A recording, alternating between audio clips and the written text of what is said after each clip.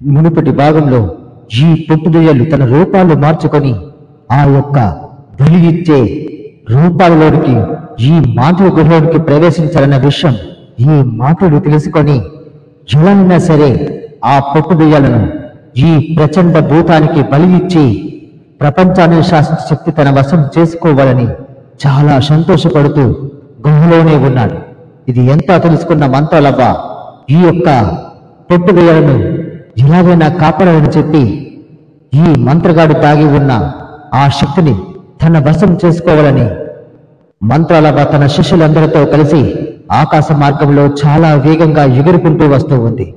సరిగ్గా అదే సమయానికి ఈ మాంత్రికుడు అనుచరుడైన భగీరుడు ఈ మంత్రాలవపై దాడి చేసుకుంటూ అతి భీకరంగా అగ్నిజ్వాలను మంత్రాలవపై చల్లుతూ ఉన్నాడు. అది అంతా చూస్తూ మంత్రాలవ్వ కోపావేశంతో రగిలిపోయి ఇలా అంటూ ఉంది, ఓరి భగీరుడా, నీ యొక్క శక్తి నా శక్తి ముందు తునాతునకలేకపోతుంది. వెంటనే నువ్వు ఇక్కడి నుంచి వెళ్ళకపోతే నా శక్తి చేతితో నీవు ఇక్కడే బూడిదలా మారిపోతావు. అచండ ప్రచండ శక్తి కలిగిన నా ఈ మంత్రదండ ముందు నీ శక్తి తునాతునకలైపోతుంది. త్వరగా ఇక్కడి నుంచి విడిచి వెళ్ళిపో, లేకపోతే నీకు మరణం తథ్యం అని మంత్రాలవ్వ ఆ యొక్క మాంత్రుడు అనుచరుడితో గట్టిగా అరిచి చెబుతూ ఉంది. ఆ మాటలన్నీ వింటూ ఆ భగీరుడు ఏ మాత్రం లెక్క చేయకుండా ఈ యొక్క మంత్రాలపై తన శక్తిని ప్రయోగిస్తూ ఉన్నాడు. ఇక కోపావశంతో రగిలిపో ఉన్న ఈ యొక్క మంత్రాలవ్వ తన నేత్రంలోంచి అగ్నిజ్వాలలను నేరుగా ఈ యొక్క మాంత్రుడు అనుచరుడిపైకి ప్రవేశపెట్టేసరికి ఆ మాంత్రికుడు అక్కడికక్కడే కాలి బూడిదలా మారిపోయాడు. అది అంతా చూస్తూ ఈ యొక్క మంత్రాలవ్వ అనుచరులందరూ చాలా సంతోషపడ్డారు. నేరుగా ఈ మంత్రాలవ్వ ఆకాశ మార్గంలో ఎగురుకుంటూ ఈ భయంకరమైన క్షుద్ర మాంత్రికుడి వద్దకు ఆ గృహ ముందుకు ఒక్కసారిగా ప్రత్యక్షమయ్యారు. మంత్రాలవ్వ తన అనుచరులతో ఇలా అంటూ ఉంది, ఇదే ఆ భయంకరమైన క్షుద్ర మాంత్రికుడు ఉండే గృహ. నేను లోపలికి వెళ్ళి వచ్చేంత వరకు మీరు అందరూ ఇక్కడే రక్తార్చన చేస్తూ ఈ గృహని బందీగా మార్చి ఉంచండి. ఎట్టి పరిస్థితుల్లోనూ ఎటువంటి ప్రేతాత్మలు కూడా ఈ గృహలోంచి బయటికి వెళ్లకుండా చుట్టూ అష్టదిగ్బంధన గావించండి. ఎలాంటి పరిస్థితుల్లోనైనా సరే మీ అష్టదిగ్బంధన వలయం చిన్నంలో కూడా మార్పు రాకూడదు. చాలా జాగ్రత్తగా ఈ చుట్టుపక్కల ప్రాంతాలన్నింటినీ పరిశీలిస్తూ ఉండండి. ఎటువంటి ప్రేతాత్మ శక్తిని కూడా లోపలి నుంచి బయటికి కానీ బయట నుంచి లోపలికి కానీ ప్రవేశించకుండా మీరే ఇక్కడ రక్షణగా ఉండాలి అని చెప్పి ఈ యొక్క మంత్రాలవ్వ ఒక చిన్న పక్షి రూపంలో మారిపోయి ఆ యొక్క గుహలోనికి నేరుగా ఎగురుకుంటూ వెళ్తూ ఉంది. ఈ మంత్రాలవ్వ ఈ పక్షి రూపంలో ఎగురుకుంటూ నేరుగా ఆ గుహలోనికి ప్రవేశించి ఒక రాయి పక్కన నిల్చొని ఆ యొక్క మాంత్రికుని ఎంత గమనిస్తూనే ఉంది. కొద్ది సమయానికి ఈ మాంత్రికుడు చెప్పిన విధంగానే పొట్టుదయ్యాలు ఆ మానవ రూపంలో ఉన్న సంగతి ఈ యొక్క మాంత్రికుడు గ్రహించి తన అనుచరుడి చేత వాళ్ళ ఇద్దరిని బలికి సిద్ధం చేస్తూ ఉంది.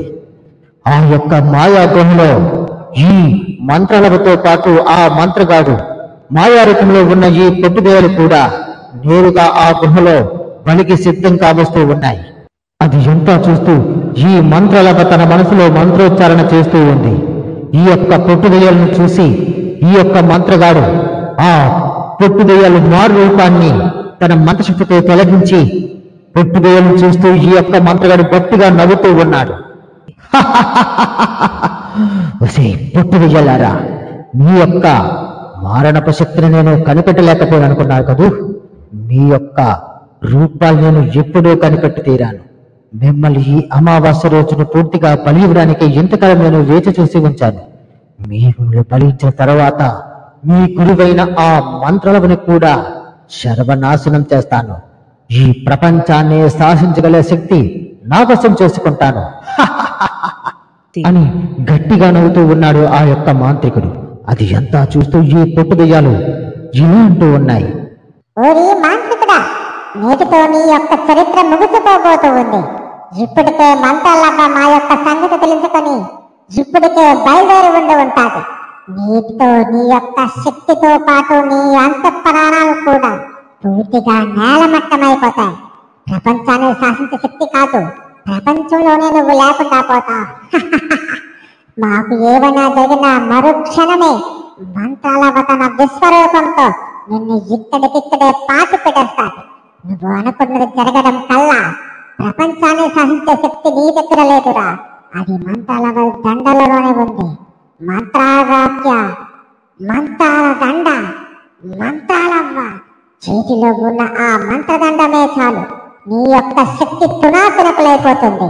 నీ శక్తి పూర్తిగా వినాశనమైపోతుంది. మమ్మల్ని చంపుకుంటే చంపుకో, లేదా విడిచిపెట్టి నీ ప్రాణాలు దక్కించుకో, లేకపోతే నేను చెప్పింది ప్రతిది కూడా క్షుణ్ణంగా జరిగి తీరుతుందిరా పిచ్చివాడా. అని ఈ పొట్టుదల రెండు ఆ మాంత్రగాడితో గట్టిగా చెబుతూ ఉన్నాయి.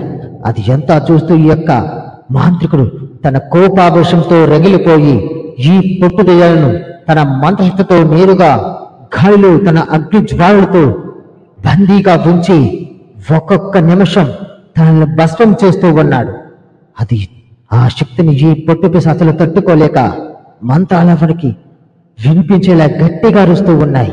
మంత్రాలవ్వ రక్షించు, ఈ యొక్క మంత్రగాడు తన అగ్ని జ్వాల శక్తితో మమ్మల్ని ఇక్కడే బందీగా మార్చాడు. ఆ మాటలు విన్న మరుక్షణమే పక్షరూపంలో ఉన్న ఈ యొక్క మంత్రాలవ్వ తన చేతిలో ఉన్న మంత్రదండంని ఆ యొక్క మాంత్రుల వైపు చూపించేసరికి భయంకరమైన అగ్నిజ్వాలల శక్తి నేరుగా ఆ మంత్రగాడిపై ప్రవేశపెట్టింది. మరుక్షణమే ఆ యొక్క మంత్రగాడి యొక్క శరీర భాగాలని ముక్కలు ముక్కలుగా తెగిపడి రక్తం కక్కుకుంటూ శిరస్సు మాత్రం ఈ మంత్రాలవ్వకు ముందు ఎగురుకుంటూ వచ్చి ఇలా అంటూ ఉంది, ఒసై మంత్రాలవ్వ, ఈ జన్మలో నువ్వు కలిసి ఉండవచ్చు, కానీ ఎప్పటికైనా నా చేతిలో నువ్వు మరణించక తప్పదు. ఎన్ని వందల సంవత్సరాలైనా సరే తిరిగి మరలా నేను జన్మించి వస్తాను, నీపై పగ తీర్చుకుంటాను. ప్రపంచాన్ని సాధించే శక్తి నీ దగ్గర ఉందన్న విషయం నేను తెలుసుకోలేకపోయాను. మరొక జన్మలోనైనా సరే నీకంటే శక్తివంతంగా పరమశక్తులను నేను పొంది నీపై యుద్ధానికి వస్తాను. నిన్ను హతమార్చి నా సేవకురాలుగా పెట్టుకుంటాను. మంత్రాలవ్వ, ఇది నేను చేస్తున్న శపథం అని గట్టిగా నవ్వుతూ ఉన్నాడు ఆ యొక్క మంత్రగాడి యొక్క శిరస్సు. అది ఎంతా చూస్తూ ఈ యొక్క మంత్రాలవ్వ, ఒరేయ్ శ్రేష్ఠుడా, ఇప్పటికైనా నీ యొక్క బుద్ధిని మార్చుకొని సకల జీవాలకు ఉపకారం చేస్తూ మానవులతో సమాతులంగా ప్రవర్తిస్తూ వాళ్ళని రక్షించడానికి శక్తిని ఉపయోగించు, లేదంటే ఎన్ని జన్మలెత్తినా సరే నా చేతిలో నీకు మరణం తప్పదు. మంత్రాలవ్వ చేతిలో మరణించిన వాడు ఇక తిరిగి పుట్టగా తెలుగుంటావు. అది ఎవరికైనా సరే ఇప్పుడే నేను భస్మం చేస్తాను అని చెప్పి ఒక్కసారిగా ఆ మంత్రాలవ్వ ఆ మాంత్రుల యొక్క శిరస్సు భాగాన్ని తన కంటిలోంచి అగ్నిజ్వాలను ప్రవేశపెట్టి అక్కడికక్కడే బూడిదలా మార్చేసింది. ఇది ఎంతా చూస్తూ పట్టుదలతో పాటు ఆ యొక్క వ్యక్తి, అదే విధంగా ఆ బలి ఇస్తానన్న ఆ అమ్మాయి కూడా చాలా సంతోషపడ్డారు. వాళ్ళందరూ మంత్రాల ముందుకు వచ్చి మంత్రాలవ్వని శరణు కోరారు. మంత్రాలవ్వ వాళ్ళందరినీ నేరుగా ఊరిన మధ్యలోనికి ప్రవేశపెట్టి, ఇక ఎటువంటి భయంకరమైన భూత ప్రేత పిశాచాలు మీపై దాడి చేయమని చెప్పి మంత్రాలవ్వతో పాటు పొట్టు దెయ్యాలు మంత్రాలవ్వ అనుచరులు కూడా నేరుగా అక్కడి నుంచి ఒక్కసారిగా అదృశ్యమైపోయారు.